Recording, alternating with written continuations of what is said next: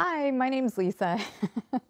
And funny enough, I just found some video that I made right before I ended up in the hospital. And I realized that sometimes we need to listen to ourselves. I definitely learned a lesson in this one because I made the video literally a day before I flew out of town to go to work, and I ended up in the ICU the next day for 3 days. So, if only I could go back in time, I probably would have just stayed home, rested, relaxed, and tried to make it better. So before I play that video, I guess I will mention I did have a gastroenterologist appointment today, and he definitely thinks I have a gastroparesis, which is, one of the things of my issues that have been going on for 3 months. So that's good. One piece of the puzzle is coming together. Actually, a couple pieces. So I have a cardiologist appointment tomorrow, and we'll see what happens there. Unfortunately, the medication that he did prescribe to me to bring my pulse down, I have not been able to take most days because I've been waking up with extremely, extremely low blood pressure. I think the lowest was like 81 or 82 over, 60. So still very dizzy all the time. Really not taking anything, so still having some kind of not so good days and then some better days. So that's it. So enjoy. Hi, my name's Lisa, and I haven't been doing a lot the last couple days. My stomach's really been acting up. I know a lot of you know, I do have type 1 diabetes. I'm on an insulin pump and a continuous glucose monitoring system. This is Mama Kitty, by the way.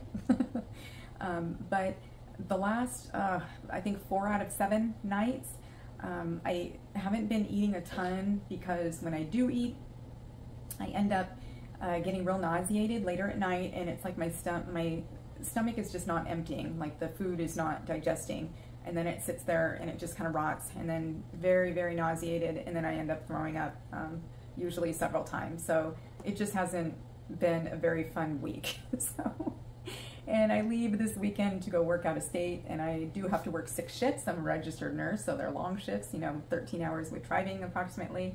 So I'm a little apprehensive about how that's going to go. We shall see. So anyway, I'm not sure if I might have gastroparesis, which is very common with type 1 diabetes. After so many, years, you're just at a higher risk of having issues with the stomach related to some nerve damage, which is again caused by the type 1 diabetes, having it for so many years. So I do go to the gastroenterologist at the end of the month. I'm very much looking forward to that, just because this has made some days pretty difficult. I just don't feel good. I wake up, I don't feel good most of the day. I just don't feel great. So I've still been trying to work out. Today I didn't work out, but I did the yard instead. So I still was out there sweating like crazy for a couple of hours. But yeah, sometimes type 1 diabetes is just not very fun. I mean, actually most of the time it's not very fun, but sometimes it's difficult. Right now I feel like I'm just going through a rough patch health-wise. So, which happens, we all have our battles. So yes, Mama Kitty. She paws when she wants attention.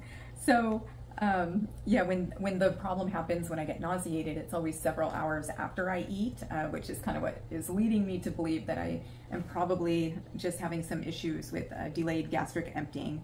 I am kind of wondering if it's gastroparesis at this point. Gastroparesis, your food just doesn't empty from your stomach, and it basically starts to rot in your stomach, which makes you very nauseated, and then you end up getting sick, vomiting. So not very fun, huh? This cat is the most affectionate cat. She just wants to be pet, but it's hysterical because she has such a hard time settling down and laying down. She will just do what she's doing now for hours.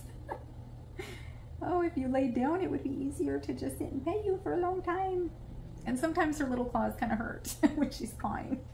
So let's see. Yep, there we go. Yep, that's Mama Kitty.